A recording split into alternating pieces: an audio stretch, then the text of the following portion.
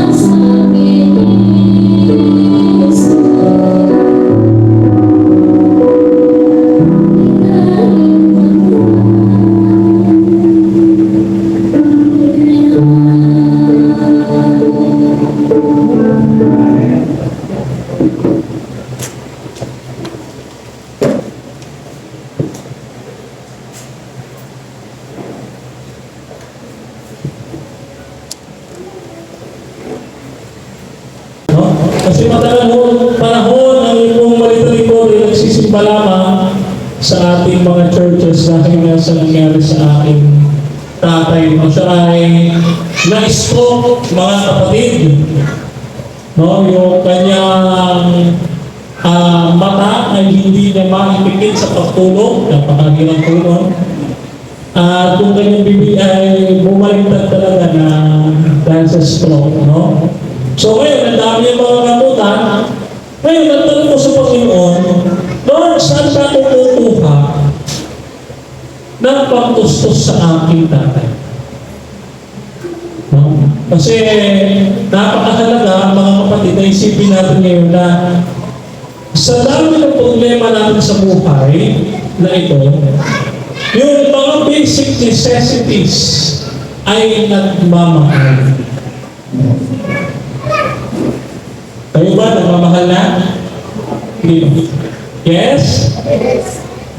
Tanong ko rin, kayo ba yung nagmamahal na? Mukhang may hugot Yes daw. So lahat ng bagay ay nagmamahal pa rin ang ating pangangailangan, mga kapatid. So sa ating pag-aaralan ngayong umagang ito, ang tanong ay mga kapatid ay matatagpuan o ang ating teksto na pag-aaralan ay mula sa Juan 2:1 hanggang 10. Basahin po natin mga kapatid. Pagkalipas sa 2 araw ay may kasalan sa Kana. Ito po mga kapatid ang pinakaunang himala ng Panginoon. At naroon ang ina ni Jesus. Si Jesus at ang kanyang mga alagad ay naroon din. Kinapos ng alak kaya sinabi ang ina ni Jesus sa kanya na naubusan sila ng alak. So ano kaya gagawin nito halimbawa kayo ngayon ang impitahan sa isang party, mga kapatid, at sinabi sa ito ng inyong nanay, ubus na yung juice. Maglalabas ka kaya ng wallet? Alam nyo mga kapatid, sa panahon ngayon napakaraming meticuloso. Pag nagsabi na, o sige, Brother Neymar, maglalabas ako ng wallet. Ayan, sagot ko. Pag naglabas kayo ng wallet, mga kapatid, game pa lang, pagkalamin mo na ako. Baby roll. Mga kapatid, kapag na tayo sa totoong buhay, naatasan na magbigay ng ganito, tumatanggi tayo. Lalo na sa ating church. Pag nangangailangan ng ating church, ay tinatanggihan natin. Doon pa lamang, nakikita na hindi tayo katulad ni Jesus. Bakit anong ginawa ni Jesus? Sinabi ni Jesus, huwag ninyo akong paunahan. Ibig sabihin, alam niya ang iniisip ng kanyang ina. Ang nais sa kanyang ina, tumulong siya. O ngayon, ang sabi ni Maria, sinabi ng kanyang ina na sa mga naglilingkod, gawin ninyo ang kanyang sabihin niya sa inyo. At ano naman natin ang nangyari? Nagkaroon ng alak dahil sa himala ng Panginoon. So, what does it mean for us, mga kapatid? Pagka tayo naubusan ng basic necessities o ng ating mga pangangailangan, katulad ng ating lakas, yung inspirasyon, yung ating pag-asa sa buhay, kanino tayo lalapit? Brother Prenmar sa barkada muna. Pagka tayo, di ba, yung problema, lapit sa barkada. So, yun yung ating ginagawa sa realidad. Pero mga kapatid, ang tunay na solusyon ay wala sa barkada o sa mga kaibigan, no? Kundi nasa ating Panginoong Jesus. Yan ang number 1 point natin ito bagay. Pag nauubusan na tayo ng ating pangangailangan, the Lord is our great provider. He is the source of everything. Siya ang may-ari ng lahat at siya ang may likha ng lahat. Kaya marapat lamang mga kapatid na tayo magpakumbaba na Lord, hindi ko po kaya na wala. Sapagkat kung ako'y tao lamang, saan ako kukuha ng aking pangangailangan? Kaya po sabi niya sa verse, ang Diyos ang ating lakas at ang kanlungan at handang sumaklolo kung may kabuluhan. Yan po ay nakasunod sa Salmo 46, talata 1. So mga kapatid, tayo, tanggapin natin sa ating sarili na tayo'y mahihina lang. Nung magkasakit ang tatay ko, mga kapatid, hindi ko alam kung anong iisipin ko. Sabi ko, 3 taon na akong Adventist. Tuwing Sabado, nag-i-speaker ako kung saan churches, Luzon, Visayas, Mindanao. Pero Lord, bakit naman nangyari sa akin to? Alam mo mga kapatid, pinapaalala lang sa atin ng Panginoon. Kahit ako, nung tinanong ko ang Panginoon, I pray. He reminded us, mga kapatid, na lumapit tayo sa ating Panginoon na may kakayanang magbago ng ating buhay. Baka kasi sa ating paglilingkod, ating sarili na ang ating naitatakas. Kaya nagpapakita ng aral ang Panginoon na di okay masipag tayong magsimba, na masipag tayong mag-igapo, ay kalugod-lugod na tayo sa Panginoon. Hindi kasipagan ang standard ng Panginoon, kundi ang katapatan natin sa Kanya. Kaya sa lahat ng bagay na mayroon tayo, we seek first the kingdom of God. Because mga kapatid, we find the source, yung pinagmulan ng lahat ng bagay.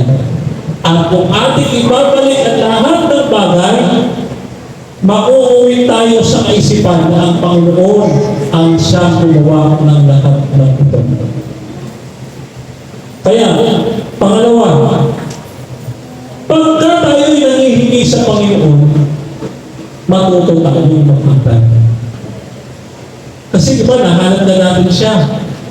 Tinatanong natin sa Lord, bakit ang tagal? Ang tagal-tagal ng sagot sa prayers ko. Mga kapatid, ito po, isipin po ninyo. Ang tagal ko nang binabanggit sa churches. Sabi ko, Panginoon, bigyan mo ho ako ng makakapareha ko sa ministry na babae, na Bisaya, na magaling kumanta at masipag sa ministry. Mga kapatid, inabot ko ng 2 taon kakapanalangin doon sa core prayer group at sa Homeward Bound Ministry, araw at gabi, 4:30 a.m., 7 p.m. ng gabi. Palitan lang. Doon sa prayer group na yung via Zoom, mga kapatid, nakalista pangalan ko doon. Searching relationship. Doon ang prayer request. 2 taon ibinigay ng Diyos, pero wala sa churches na pinuntahan. Kasi meron ako po nakapunta ng pagalitan. Okay. Napunta ko na sa Buanga, napunta ko ng Davao, napunta ko ng Surigao, napunta ko ng Quezon, etc. Pero meron pa ako nakapunta ng pagalitan. Sabi ko, Lord, bakit ganun binigay mo mas matanda pa sa akin? Ako aalagaan niya. Alam mo mga kapatid na naisip ko, bakit niya pala ako nagreklamo, bigay na lang ng Panginoon yun? Isang napakabait na babae, mga kapatid, na ibigay sa akin ng Panginoon. Kaya ito, lesson sa atin, kung meron tayong hinihingi sa Panginoon, mayroong tugon ng Diyos. Hindi lang yes or no, kundi wait. maghintay tayo. Pagka tayo'y humingi sa Diyos, huwag agad-agad, kundi ating kulitin ang Panginoon. Lord, ano na po ang update? Baka naman kasi, alam nyo, mga kapatid, kahit sa magjowa, sino ba yung jowa dito? Kahit sa magjowa, kapag ka hindi ka behave, hindi ka bibigyan ng regalo. Kailangan behave ka sa relationship niyo sa Panginoon, mga kapatid. Para bibigyan ka niya ng reward. No? So, mga kapatid, alam niyo ang susunod kong papanalangin sa Panginoon. Kung ikasal kami dalawa. Yun ang ipananalangin ko sa Panginoon. At hihintayin ko talaga. No? Kaya sabi ng Panginoon, dito sa Salmo 147 verse 10, verse 11, hindi siya nalulugod sa kabayong malalakas. Kahit mga piling kawal, hindi siya nagagalak. Ngunit sa may pagkatakot, kasiyahan niya'y labis sa kanilang may tiwala sa matatag niyang pag-ibig. Doon sa mga tao na niniwala sa may kakayahang gawin at ibigay ng Panginoon ng lahat sa atin. Yun ang nais na uri ng naglilingkod o tagapaglingkod ng ating Panginoon. Yun ang kanyang hinahanap. Kung tayo ay katulad ng malalakas na kabayo na akala natin, kaya natin gawin lahat, hindi tayo nakalulugod sa Panginoon. Kundi dapat tayo maging katulad sa sanggol sa harap ng Panginoon. Bakit? Sabi nito, sa may pagkatakot, yung kumikilala sa ating Panginoon. Dahil pagkikita kumilala, sabi sa 2 Tesalonica 1:8, na nagsisihiganti sa mga hindi kumikilala sa Panginoon. Pinaghihigantihan mo ng Panginoon niya. Pangatlo, obey God's instruction. Pagka sinabi ng Panginoon na wait, ibibigay ko gusto mo, pero meron akong kondisyon. Gagawin ba natin? Of course, gagawin natin. Kasi kahit naman ang maliit na bata, isipin natin pagka sinabi natin, bibigyan kita ng ganito, magpakabait ka. Ganun din ang Panginoon. Meron siyang requirement sa atin. Meron siyang kondisyon. Ibibigay niya ito lahat sa atin kung tayo'y susunod sa Kanya. Kung iniibig ninyo ako, todo pa rin ninyo ang aking mga utos. John chapter 14 verse 16. Ito ang requirement ng Panginoon. Kung tunay na tayong pumikilala sa Kanya, ang test ay sundin ang Kanyang mga utos. Dahil sa Ecclesiastes 12:13, ang buong katungkulan ng tao ay ang sumunod sa utos ng Diyos. Kaya napakahalaga mga kapatid na ikintal natin sa ating isipan, sa ating puso ang utos ng Diyos. Isa dyan ay ang magbasa ng Biblia. Pangalawa ang manalangin. Pangatlo ang magsimba. Pang-apat ang ibalik ang ikapo. At ikalima, mga kapatid, ang manampalataya sa Kanya. Lahat po ba yan? Nagagawa natin. Kamusta po ang ating pananampalataya? Alam po natin, mga kapatid, hindi lang pera ang nauupo sa amin. Maging oras. Nauupusan tayo ng oras. Pero nakita niyo, mga kapatid, nung nauupusan na ng anak, ang mga tagakana ay gumawa ang Panginoon ng paraan. Kaya, ating ipanalangin sa Panginoon na tayo bigyan niya ng panahon bigyan niya tayo ng lakas, bigyan niya tayo ng karagdagang pananampalataya para matapos natin ang ating takbo. At sabi ni Apostol Pablo sa Pilipos 3:14, I press on towards the goal to win the prize for which God has called me heavenward in Christ Jesus. Ano sabi ni Pablo? Aking idinidiin ang aking mithiin sa prize o regalo na sa kanyang tinawag siya ng Panginoon, palagi kasama ni Jesus. Dapat ganun din tayo. Sa araw-araw nating buhay, idinidiin natin. Paano yung dinidiin, mga kapatid? Yung talagang focus. Focus tayo sa ating paglilingkod. Hindi lang tuwing Sabado, kundi araw-araw ng ating buhay. Minuto, oras, pinaglilingkodan natin ang Panginoon. In this race that we run, it doesn't matter how we started the race. Bakit? Paano ka man? Ako, dati ako Katoliko. Nag-umpisa ko magpari, pumasok ng seminaryo, alam mo po yung kwento kong yan. 4 na taon ako sa seminaryo, nag-umpisa ako noon. Tatapos ko bilang Adventist. No? Kaya sana mga kapatid, ito pa rin natin yung sinasabi sa Matthew 24, verse 13. Ang magtiis hanggang sa wakas, siyang maliligtas. Malapit na ang panahon ng pagbabalik ng Panginoon. Manatili tayo sa ating pananampalataya sa Kanya hanggang sa Kanyang muling pagbabalik. But how we will and it continue our race, mahaba pa ang ating takbuhin, kaya walang sino man sa atin ang dapat sunod. Pag tayo nauubusan na ng pag-asa sa buhay na ito, pag tayo nauubusan na, mga kapatid, ng pasensya sa mga bagay na nangyayari sa ating buhay na ito, don't forget, mga kapatid, yung ating pinag-aralan. 3 bagay lang.